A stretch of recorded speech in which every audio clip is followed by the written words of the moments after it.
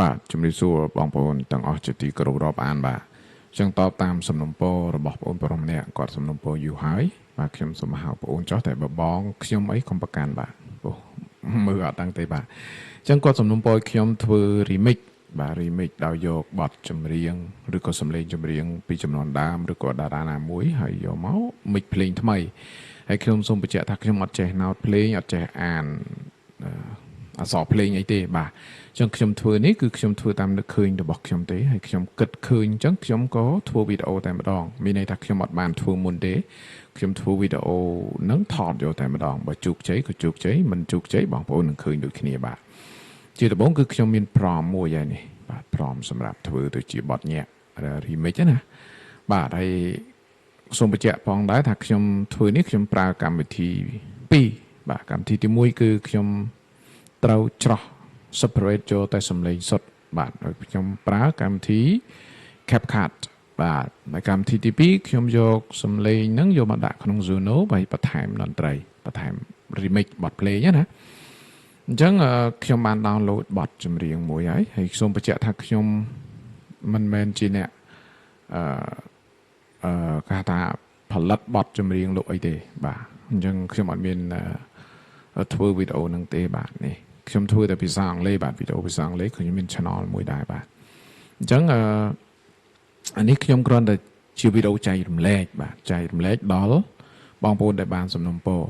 បាទហើយនេះគឺជាបទចន្ទធូដែលខ្ញុំយកបោះអធិរាជសម្លេងមាសយកសម្លេងគាត់មកបាទយកមិនតិចទេមកដើម្បីធ្វើចែកចាយបងប្អូនដែលបានសំណូមពរអញ្ចឹងកុំឲ្យខាតពេលគឺខ្ញុំបាន download ហើយអញ្ចឹងខ្ញុំបើក CapCut ហើយដល់បានខ្ញុំត្រូវប្រើ CapCut ពីព្រោះតែខ្ញុំត្រូវការញែកសំឡេងរបស់គាត់ចេញសិនអត់ឲ្យជាប់ភ្លេងទេបាទអាហ្នឹងមិនយើងយកមកស្អាតអញ្ចឹងចូល CapCut ខ្ញុំយក create project បាទខ្ញុំយក import ចង់ import នេះចម្រៀងរបស់គាត់នេះខ្ញុំដាក់ចូលមកហើយបន្ទាប់មកគឺខ្ញុំ select នេះ select លើ mouse ស្ដាំខ្ញុំយកពាក្យថា separate audio vocals មានន័យថា CapCut នឹងញែកឲ្យដាច់តែម្ដងញែកឲ្យយកភ្លេងដោយភ្លេងសំឡេងដោយសំឡេងបាទភ្លេងដោយភ្លេងសំឡេងដោយសំឡេងអញ្ចឹងអានេះញែកដាច់មកអានេះជា karaoke អត់ឃើញទេបងប្អូនបាទអានេះជាសំឡេង karaoke ហើយបាទអញ្ចឹងខ្ញុំលុបខាត់នឹងចោលខ្ញុំយកតែសំឡេងនេះបាទសំឡេងគាត់ណាដើម្បីយកទៅធ្វើ remix បាទអញ្ចឹងខ្ញុំចាក់ស្ដាប់សិនអូនឈ្មោះអីស្រីពុនលោកមេត្តាប្រាប់មកអើយកុំគិតយូរស្ដាប់មិនច្បាស់ទេបើពុនលោកមេត្តាប្រាប់មកកុំបងអងយូរអូខេអញ្ចឹងខ្ញុំយកប៉ុណ្ណឹងយកប៉ុណ្ណឹងបាទយកទៅ remix ខ្ញុំខាត់នេះមកតបខ្ញុំខាត់ទៅនេះអូខេបាទអូខេខ្ញុំខាត់ចឹងខ្ញុំទាញវាមកខាត់នេះមកបាទទាញសំឡេងហ្នឹងឲ្យមកខាងដើម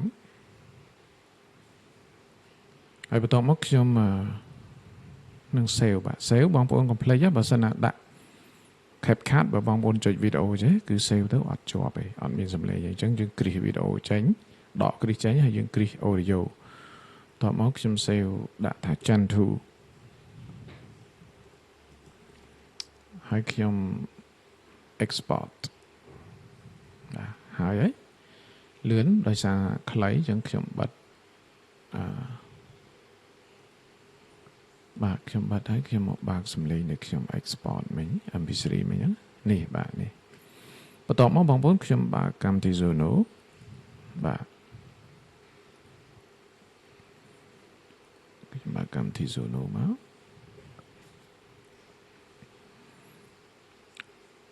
បាទបងប្អូនចាំតិច Juno ឥឡូវគឺរៀងជឿដោយសារតែមានអ្នកប្រើប្រាស់ច្រើនអញ្ចឹងថ្ងៃនេះគឺជាថ្ងៃដែល Juno ត្រូវកាត់ខ្ញុំ$10ប៉ុន្តែខ្ញុំប្រើអស់ទេនៅសល់735 credit ទៀតអញ្ចឹងចម្រៀងមួយបទគាត់កាត់តែ10ទេ10 credit បន្ទាប់មកខ្ញុំចុចពាក្យថា create នេះ create create ហើយអានេះ sample យើងយក sample ហ្នឹងក៏បានយើងយក advanced ក៏បានហើយយើងយក version នេះគឺ 5.5 version ខ្ពស់ជាងគេ import បានដំបូង2 3ចុចចឹងមកនេះ version 5.5 ហើយខ្ញុំចុចពាក្យ audio បន្ទាប់មកខ្ញុំ upload បាទសំឡេងរបស់គាត់ចូលបាទបងប្អូនចាំតិចកំពុងតែ upload ចូល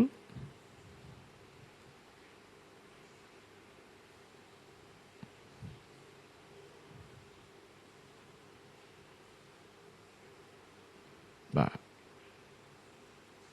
ចឹង load មកហើយនេះបាទនេះឃើញទេចឹងនៅពេលដែលយើង upload ចូលបែបនេះហើយយើងមកមើលកន្លែងនេះចុចសញ្ញាត្រី3នេះបន្ទាប់មកគឺយើងត្រូវយកពាក្យថា remix បាទ remix បាទ remix ហើយយើងចុចពាក្យថា extend ហ្នឹងមានន័យថាឲ្យZono ហ្នឹងគាត់រៀបចម្រៀងហ្នឹងឲ្យវែងបាទឲ្យត្រូវឲ្យ AI ឲ្យរៀបឲ្យពេញលក្ខណៈនៃចម្រៀងឃើញទេបាទអញ្ចឹងបាទអញ្ចឹងយើងទាញមកបាទអញ្ចឹងវារៀងវែងហើយបាទអញ្ចឹងចាំមើលសិនបាទច័ន្ទធូ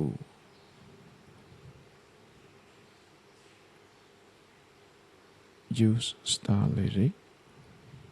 អូខេបន្ទាប់មកខ្ញុំនឹងអានេះខ្ញុំសាកបន្តិចណាសាកសំឡេងខ្លីបន្តិចទេបាទបើសិនវាធ្វើបានគឺយើងធ្វើបានសំឡេងបទចម្រៀងពេញដូចគ្នាបាទអញ្ចឹងខ្ញុំយកនេះ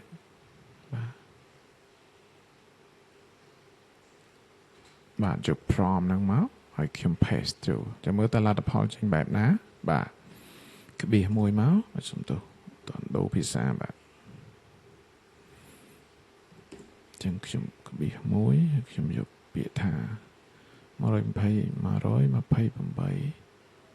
BPN នេះវាមិនលឿនពេកបងប្អូនបើចង់ឲ្យលឿនមិនបាច់ដាក់វាទេបត់កវីលឿនអីណាតែនេះខ្ញុំដាក់មកល្មមទេបាទបន្ទាប់មកខ្ញុំនឹង create បាទ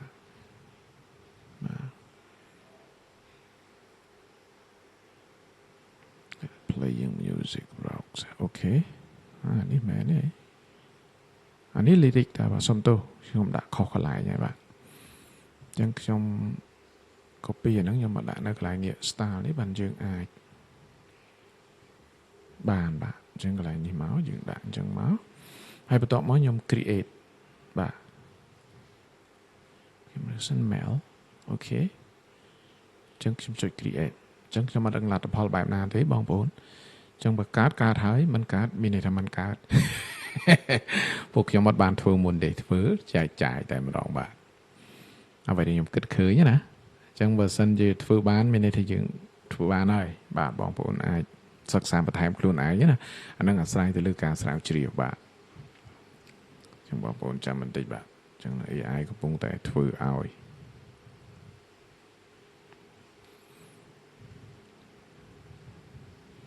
វាអ៊ីនធឺណិតយឺតមែនតើបាទថ្ងៃហ្នឹង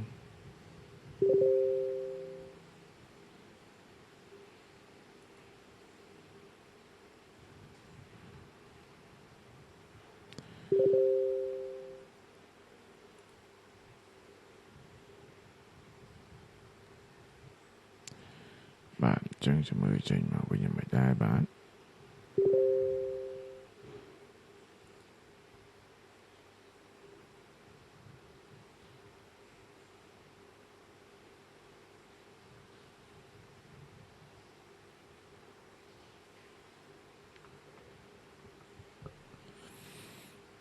បាទអញ្ចឹងយឺតមែនតើបាទអូនេះមក extend one អូយើងអាច extend បន្ថែមទៀតហ្នឹងណាយើងចង់ឲ្យវែងយើង extend បន្ថែមទៀតទៅបាទបទចម្រៀងហ្នឹងវាបានវែងហើយបាទ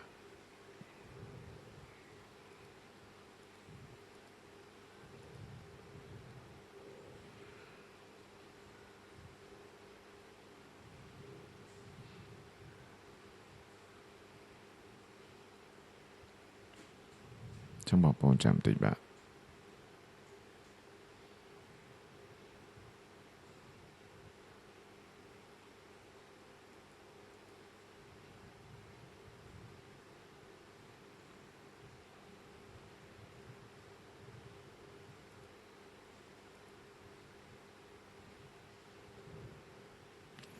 បាទអញ្ចឹង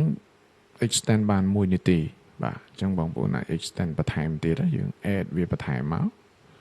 បាទនេះ add វាបន្ថែមមកយើងដាក់បញ្ចូលគ្នាទៅបទចម្រៀងហ្នឹងវាវែងហើយបាទឥឡូវយើងស្ដាប់មើលសិនឲ្យមួយហើយ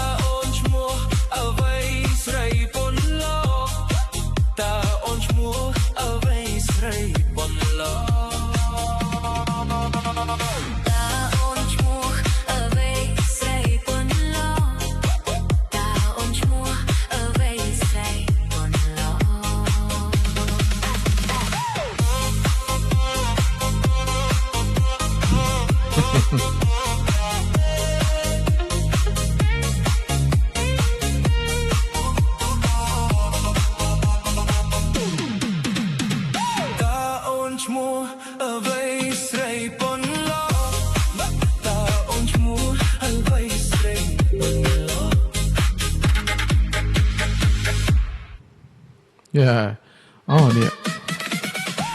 បាទបងប្អូននេះ full song បាទមិញឲ្យ get full song នេះបាទអញ្ចឹងយើងចុចមកបាទមកខាងលើបាទនេះឥឡូវនេះគេកំពុងតែ upload បាទច្រើនមែនតើអញ្ចឹងយើង get full song ចាំមើលតើ full song ហ្នឹងគឺវាបានប្រហែលនាទីបាទអានេះ1នាទី25មក25ឥឡូវខ្ញុំមិញទៀមទីឲ្យពេញតើ extend បានប៉ុន្មាននាទីwebsite អត់ទេបានដដែលទេបាទអញ្ចឹងអាស្រ័យទៅលើអូនឈ្មោះអីស្រីសំទោសនេះដើមទេតើអូនឈ្មោះអីស្រីពុនអូនេះមិនមែនទេបាទសំទោស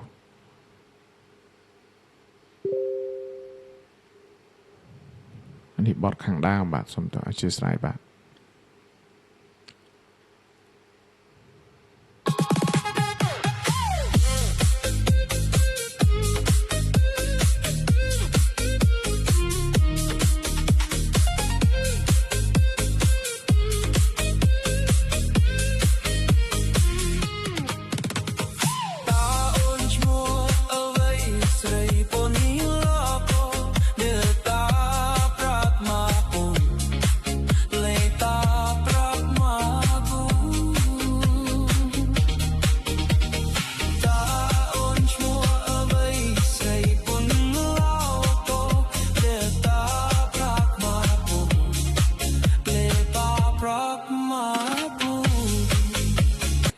អូខេអញ្ចឹងខ្ញុំគិតថាធ្វើបានក៏ប៉ុន្តែយើងមិនអាចរក្សាសំឡេង